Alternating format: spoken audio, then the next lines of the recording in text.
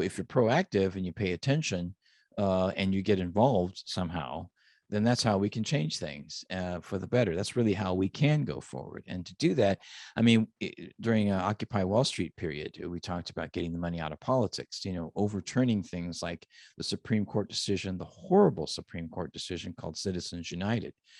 And that just opened the floodgates to an already growing problem. And the average, American just kind of like, I think we've been so spoiled. We've been living in such denial here for so long. And now it's all coming to roost. And it's just like in your own personal life. At some point, if you have a problem, you can't stay in denial if you really want to solve that problem. So now, Yeah, I encourage everybody to think about the example of Germany. Most people don't realize that Adolf Hitler was a popularly elected leader. Mm-hmm. And this man basically said, hey, look, I'm going to make you have short-term comfort. And people traded away their liberty for that short-term comfort. And then ended up not only with their country bombed back to the Stone Age, but with the man that they had put faith in, putting a bullet in his own head and taking poison. Mm-hmm. And so I tell people to be compassionate, both with the tyrants that are in power right now and with ourselves. We need to do something.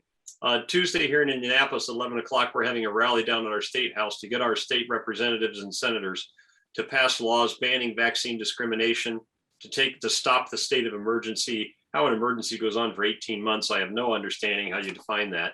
And to take back power and give it back where it belongs, which is with the people. Because, guys, we need a governmental change. This isn't, and I always tell you, even if we get out of this COVID-19 thing, guys, this isn't where they're going to stop. Hitler didn't get Czechoslovakia and said, yep, that's enough. He didn't get Poland and say that was enough. These guys get stupid and they eventually destroy everything around them. They say all of Hitler's generals told him, if you invade Russia, we're done for. And he did it anyway. So I tell you, these guys aren't going to stop until either we've stopped them or they've destroyed the earth. That's just the nature of this beast. Exactly. And that's why, we learned so much from the Nuremberg trials in 1945, when Goering took the stand and he was asked, how were the Nazis able to get the German people to go along with everything, basically? And he said, well, you don't even need to talk about Nazism. All you need is a government that knows how to, use fear to turn people into slaves, and people will do whatever you tell them. And that is a very difficult thing for people to think about right now. I've shared it with some people, and I can see the worry in their face. But we're going to have to think about these things. Why would we think that because we're in a modern era that people wouldn't be like that now, right?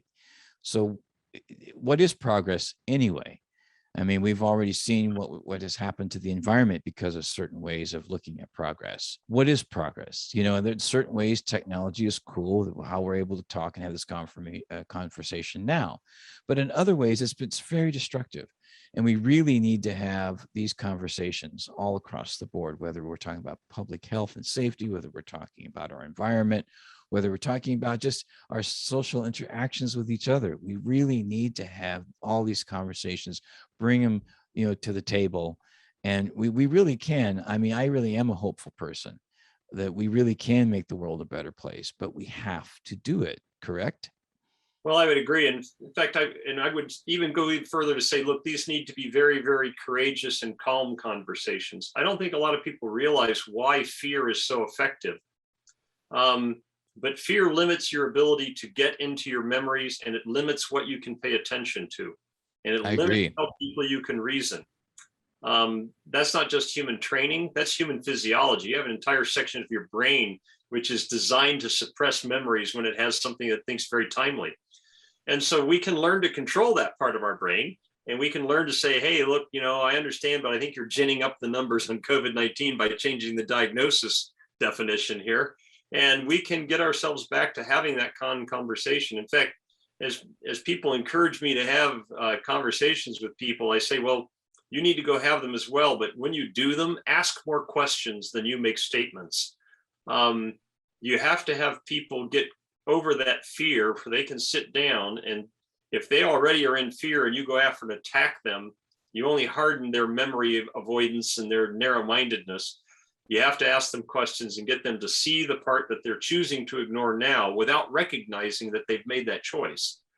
And once we have said, okay, look, it's all on the table, then we're going to get this solved. One of my favorite things I love is somebody says, isn't that a conspiracy theory?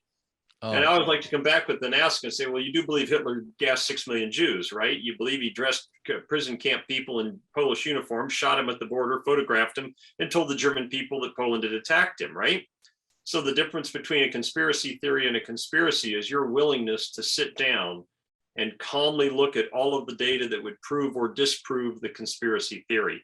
And if you respond to the charge of conspiracy theory by deciding you will not look at the data, then you will probably bring about another Hitler.